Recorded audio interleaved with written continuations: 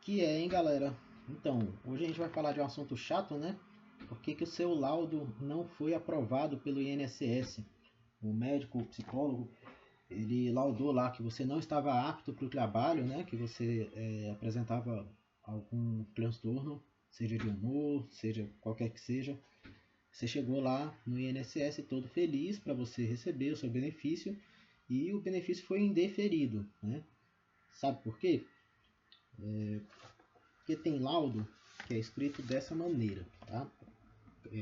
Censurei aqui todas as partes sensíveis para evitar incorrer no crime de difamação. Mas isso aqui foi um laudo de uma clínica que eu trabalhei e fui demitido. Vou contar essa história da demissão. Eu estava escrevendo 70 laudos neuropsicológicos. Para quem não sabe, isso é muito desgastante, né? Porque, enfim, 70 pessoas que você está atendendo ao mesmo tempo, você tem que aplicar os testes enquanto você está lá atendendo, e daí, fora do seu horário de trabalho, você vai corrigir os testes e elaborar os laudos. Né? E eu estava trabalhando 24 horas por dia, 7 dias por semana, porque no final de semana eu estava corrigindo o teste e elaborando o laudo. E o pessoal achou por bem não me dar um modelo de laudo, porque eles queriam que ficasse assim, ó, bem bonitinho, com papel timbrado, né? Com a logo da clínica lá. Só que isso era muito importante para eles, porém eles não se importaram de dar isso no meu primeiro dia de trabalho. Eles esperaram eu ter 70 laudos para fazer, né, para poder dizer, olha, agora você vai ter que reescrever todos os laudos, entendeu? Então isso é abusivo. Eu falei, olha, a partir desse momento que vocês me deram laudo, é um modelo de laudo, todos os laudos a partir de agora vão estar nesse modelo. Os que eu já estava escrevendo, não tem como eu pegar e reescrever eles em tempo hábil, tá? Então aí eles acharam por bem cortar, me desligar da empresa. Eu falei, olha, aqui no meu contrato está dizendo que eu sou autônomo, né? Que é um artifício que eles usam ali para não ter que pagar direitos trabalhistas. Porém, eu estou sendo submetido à ordem de reescrever os laudos de uma maneira que não existe razão para eu ter que fazer isso, porque os meus laudos estão de acordo com as normas do CFP, né? A norma 06 de 2019, que estabelece como seria um laudo neuropsicológico. E a partir daí eu fui demitido. Eu acho que foi um erro que eles cometeram, porque, enfim, eu trabalho muito bem e eles me substituíram por uma pessoa que não trabalha bem. Na hora do meu desligamento, né, eu falei, olha, vem cá, eu tenho habitualidade, porque eu estou aqui todo dia. Eu tenho pessoalidade, porque eu não posso trazer outra pessoa para atender por mim. Né? Eu tenho habitualidade, pessoalidade, subordinação. Né? Então, assim, o que vai acontecer é que eu vou entrar na justiça, né? E vocês estão ferrados. Aí o meu chefe achou por bem falar, não, a empresa que está ferrada. Eu sou pessoa física e eu vou atrás de você. Então, eu fiz o meu primeiro boletim de ocorrência por ameaça. Não sei se está dando para ler aqui. Ameaça. Fui ameaçado pelo meu chefe, o ex-chefe. Fiz o primeiro boletim de ocorrência, beleza, segui minha vida, né? Depois eu vejo essa questão da justiça. Só que aí eu passei a receber mensagens dos meus ex-pacientes pedindo para eu reescrever o laudo que a minha substituta escreveu. Aí o primeiro paciente, beleza, né? Era F41, transtorno de ansiedade generalizada, eu não preciso fazer teste neuropsicológico para dar um laudo de transtorno de ansiedade. Fiz o laudo, entreguei para ela. O segundo paciente é paciente epiléptico, né? Ele foi laudado com um transtorno de ansiedade generalizado. Aí eu já achei aquilo estranho, né? Aí eu percebi, ó, não sei se dá para vocês verem, mas está aqui dizendo QI 101, percentil 79, tá? Aí eu já achei aquilo estranho, né? Como aqui tem o telefone da abençoada, eu entrei em contato com ela, né? Isso tudo eu consigo provar, porque eu tenho mensagem. Entrei em contato com ela e ofereci ajuda. Eu não estava mais nem na empresa, eu ofereci ajuda para ela. Vem cá, você está com dificuldade, você precisa de ajuda, porque eu estou vendo aqui seu laudo, tá cheio de erro. E a pessoa foi super hostil comigo, disse, né, olha, vou te dar umas dicas também, na hora que você for demitido, não ameace seu chefe. Eu falei, uai, eu não ameacei meu chefe, mas obrigado pela informação, porque agora eu fiz mais um boletim de ocorrência, dessa vez por calúnia e difamação, né? Então, vida que segue, né? Depois eu entro na justiça, eu tenho mais o que fazer também. E um segundo paciente entrou em contato comigo, terceiro paciente entrou em contato comigo. O primeiro não precisei refazer teste nenhum. O segundo, eu simplesmente reescrevi isso que ela tinha escrito, né? Mas coloquei os percentis corretos, né? Tem outros erros aqui, por exemplo, no BPA, né? Que é um teste de atenção, tá dizendo assim, percentil 20, classificação médio. Né? Não é classificação média, é classificação inferior. Se você teve um percentil 20, a sua classificação não é média, é inferior. Né? Mas beleza. Aí chegou o terceiro paciente, eu pedi, olha, dá o laudo que ela escreveu, só para eu ver os valores aqui dos testes que você fez, né, para poder reescrever. E ele me deu um laudo que estava igualzinho, aqui ó, QI 101, percentil 179, né? Então, tá tudo igual, gente. Quer dizer, dois pacientes diferentes tiveram o mesmo resultado em todos os testes neuropsicológicos, tá? Então, índice de compreensão verbal, 101, percentil 79. Índice de compreensão verbal, 101, percentil 79. Índice de execução, esse negócio nem existe, né? QI de execução ou índice de organização perceptual, que ela não colocou, não, colocou sim, índice de organização perceptual, né? Mas ela não colocou o QI verbal, só o índice de compreensão verbal, não sei porquê, né? Provavelmente porque fez um trabalho igual a cara dela. Então, índice de compreensão verbal sem QI verbal, índice de execução 98, percentil 68, bem aqui. Índice de execução 98, percentil 68. Índice de organização perceptual 99, percentil 69. Gente, o percentil 50, tá? É QI 100. Índice de organização, sei lá o que, tá? 100, percentil 50. Não tem como uma pessoa ter um índice de organização percentual 99 com um percentil 69, tá? Pior ainda é quando a pessoa escreve num laudo isso aqui, tá? Olha os valores, tá? Se quiser dar um print aí da tela para você comparar, tá? Então tá tudo errado aqui, né? E aqui tá igual para um outro paciente, tá? Eu apaguei aqui, risquei os dados sensíveis, que é para não trazer problema para a pessoa, para respeitar o código de ética, né? Porque aqui no nosso código de ética, gente, deixa eu ver se eu acho aqui, acho que eu não vou achar não, mas o código de ética é bem explícito em relação a essas questões, né? Como tá uma pasta? Aqui, achei. Então, por exemplo, eu não posso prestar serviços profissionais, eu tenho que prestar serviços psicológicos de qualidade em condições de trabalho dignas e apropriadas à natureza desses serviços, utilizando princípios, conhecimentos e técnicas reconhecidamente fundamentados na ciência psicológica, na ética e na legislação profissional. É um dever meu assumir responsabilidades profissionais somente por atividades para as quais eu seja capacitado pessoal, teórica e tecnicamente. Então, se a pessoa não sabia fazer, ela não tinha que ter aceitado o serviço. E se ela sabe fazer e mesmo assim fez merda, então ela também está incorrendo em outros problemas aqui no código de ética, né? Então, vamos continuar aqui, né? BPA, né? Que é teste de atenção. Então, esses são os valores, tá? Se quiser dar um print aí da tela, só para você ver, aqui não tem dado sensível algum, só a descrição do que cada construto avalia. Então, tem atenção alternada 65, percentil 20, classificação médio. Atenção concentrada 88, percentil 45, classificação médio. Atenção dividida 73, percentil 40, classificação médio. E atenção geral 75, percentil 40, classificação média.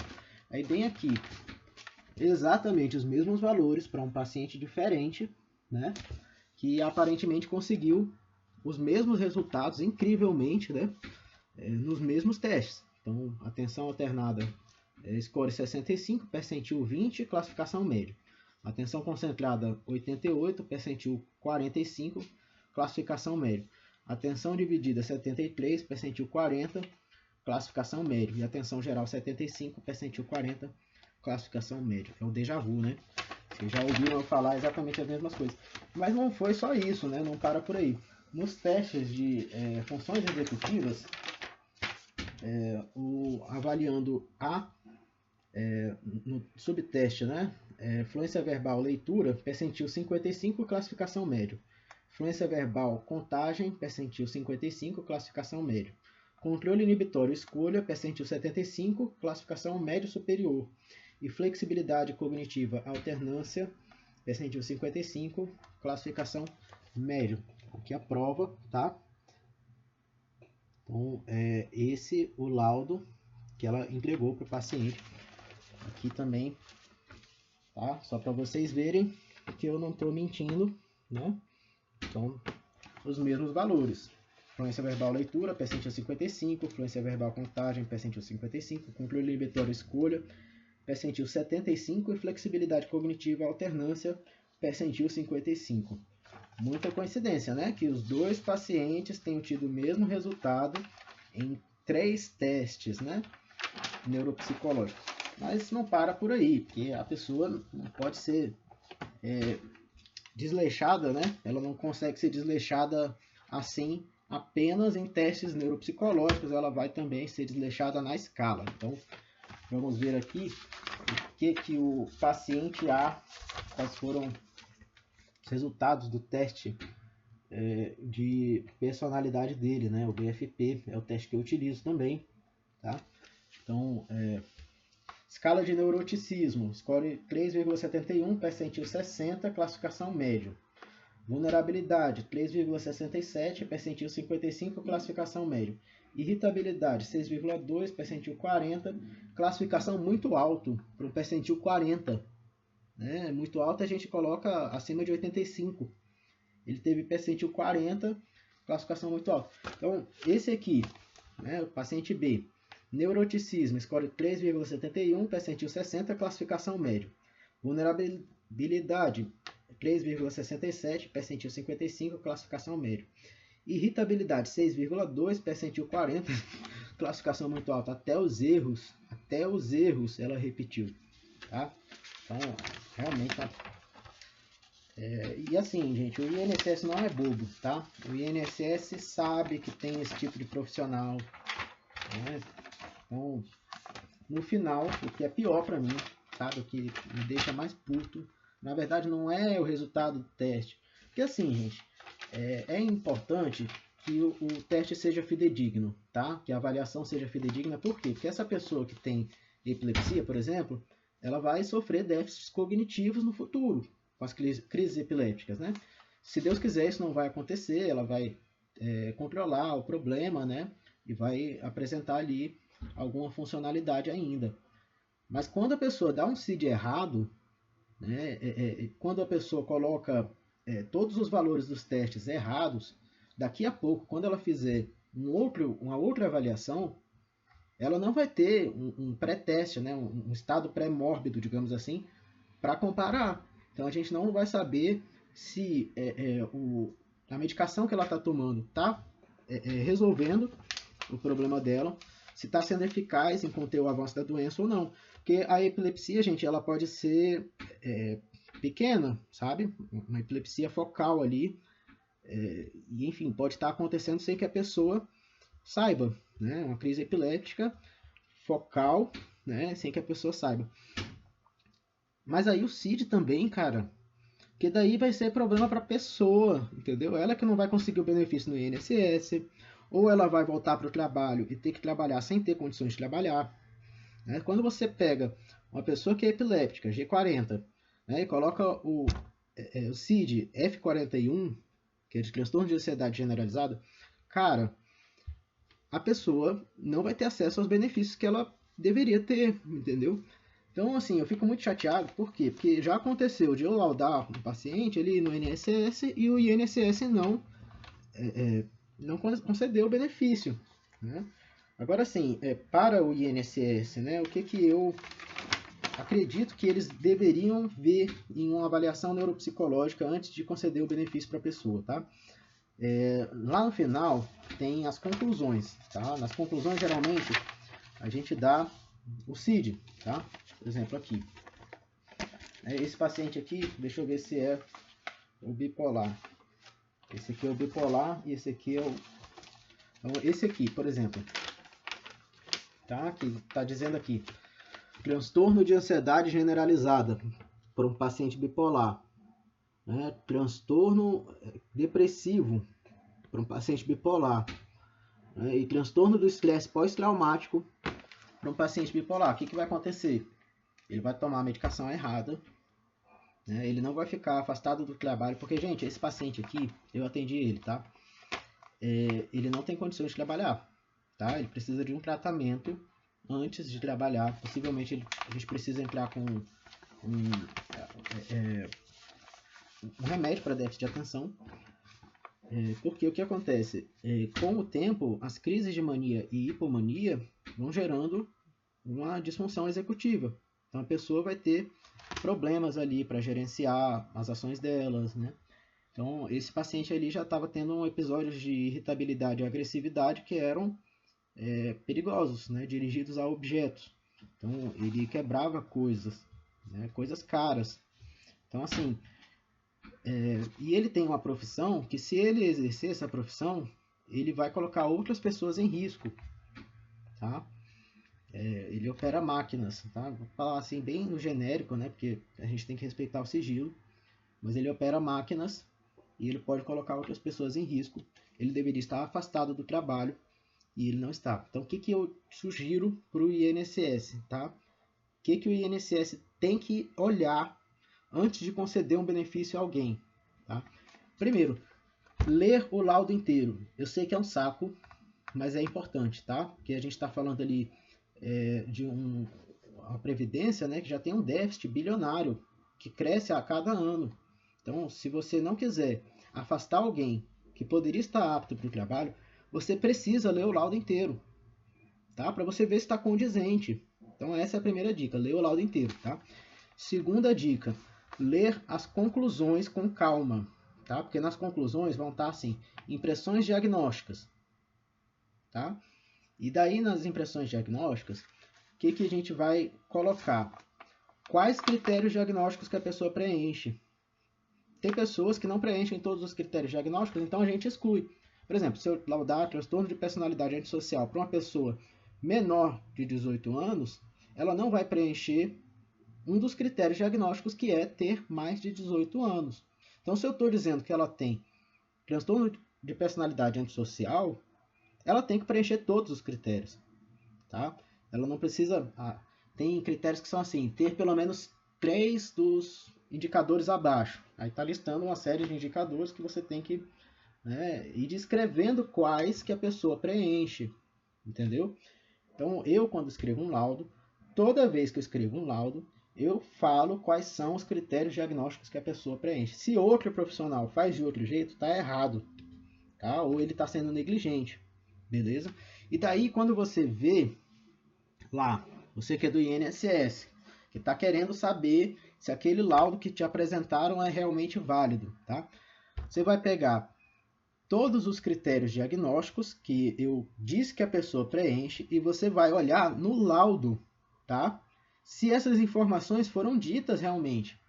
E onde foram ditas? Geralmente está na anamnese, que é a primeira parte do laudo, beleza? Então a pessoa se queixa disso, de ansiedade, de formigamento, não sei o que. Então eu escrevo tudo isso na anamnese. Chega no final, aí eu vou dar o diagnóstico, né? Eu vou descrever quais critérios diagnósticos que a pessoa preenche. Então, se essas informações estão na conclusão, mas não estão na anamnese nem em parte nenhuma do laudo, então de onde é que eu estou tirando essas informações, gente? Entendeu? Então é assim que você vai, a partir de agora, reconhecer um profissional picareta. Beleza?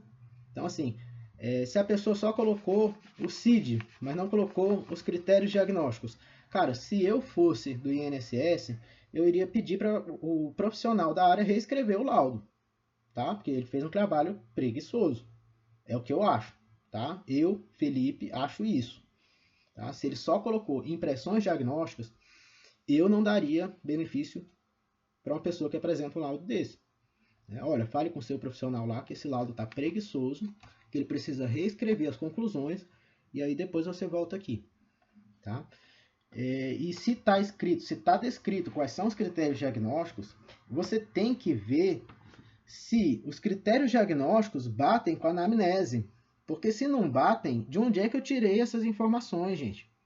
De onde que eu tirei que o paciente apresenta formigamento, se não tem isso descrito em escala nenhuma, se não tem ele dizendo na anamnese, porque às vezes acontece isso também. Na anamnese tem algumas informações, e daí quando a gente apresenta os testes com as escalas, né, as escalas trazem para a gente outros sintomas. Então, não está descrito nem na anamnese, nem nas escalas que eu utilizei, que ele apresenta formigamento, né, devido à ansiedade. Como que eu chego na conclusão dizendo que ele apresenta formigamento? Entendeu? Então, essa é a importância de você ler o laudo inteiro. Tá? Não é um favor que o médico faz para o psicólogo nem para o paciente ler o laudo inteiro. Não é um favor que o profissional lá do INSS, o médico, o perito, faz para o paciente, nem para o profissional que escreveu o laudo, que ele leia o laudo inteiro. Tá? Isso se chama ser esperto. Isso se chama não ser conivente com fraude. Isso se chama ser um bom profissional, tá? Então, vocês estão reparando que isso me enerva, porque assim, esse foi o terceiro boletim de ocorrência que eu fiz para essa clínica, tá? Eu não vou mostrar o boletim de ocorrência aqui, porque, enfim, tem ocorrência, número, não sei qual, aí tem um código aqui, eu não quero que vocês procurem para, enfim, não... Infelizmente, se eu pudesse, eu falava o nome da clínica. Se eu pudesse, eu falava o nome da profissional, mas eu não posso, porque eu estaria incorrendo em crime de difamação. Então, eu dei o devido tratamento ético-legal para o caso, tá? Inclusive, eu já comuniquei o CRP, imprimi aqui, ó, até para mostrar para a polícia. Que é o seguinte, gente, quando acontece um caso como esse, a gente não pode nem fazer o boletim de ocorrência se a gente não ligou para o CRP. Para se resguardar. Tipo assim, o CRP precisa estar informado primeiro, ele precisa me autorizar a entrar em contato com a polícia, porque senão eu posso estar expondo o nome dos pacientes. Deixa, agora eu estou sem o e-mail que eu enviei para o CRP, que eu também imprimi. Mas é isso, tá, gente? Não tô achando. Mas eu fiz esse e-mail, tá? Eu imprimi, ontem eu fui na delegacia e mostrei para eles, né? No boletim de ocorrência que eu fiz, tá descrito lá que eu já entrei em contato com o CRP. Beleza? Provavelmente eu deixei lá na sala porque eu estava mostrando para um outro grupo de profissionais, né? Esse problema que eu tive, para explicar o que era um problema, né? Porque eles estavam falando assim, do preço social. Tem psicólogo que se propagandeia, né? Falando assim, atendo a preço social, que seria um preço menor do que o valor geralmente cobrado pelo profissional. E daí eu tava falando, gente, os médicos são corporativistas pra caramba, né? Então a gente fica brigando aqui até por conta de abordagem. Saibam o que é um problema. E daí eu mostrei para eles, né, que eu tinha mandado e-mail para o CRP, que eu abri boletins de ocorrência e tudo mais. Claro, sem comprometer a ética, sem falar o nome da clínica nem da profissional, embora eu acho que uma profissional dessa deveria ser exposta, tá, para que nunca mais atenda. Deveria perder o diploma. Simples assim. Simples e básico dessa maneira. Beleza? Então, eu espero que vocês tenham gostado, tá? Eu não gostei. Mas espero que seja útil aí para o pessoal do INSS reconhecer o que é um bom laudo, né? Saber o que eles têm que ver, o que eles têm que avaliar quando chegar. Tá nítido, né? Que eu tô muito puto. Mas enfim. Aí é isso, né? Tem pessoas assim que já falaram, porque o Felipe é grosseiro, o Felipe é mal educado, né? Sei lá. Por isso, entendeu? Por conta de coisas dessas que a gente vê. Eu sou mal educado. Até logo menos.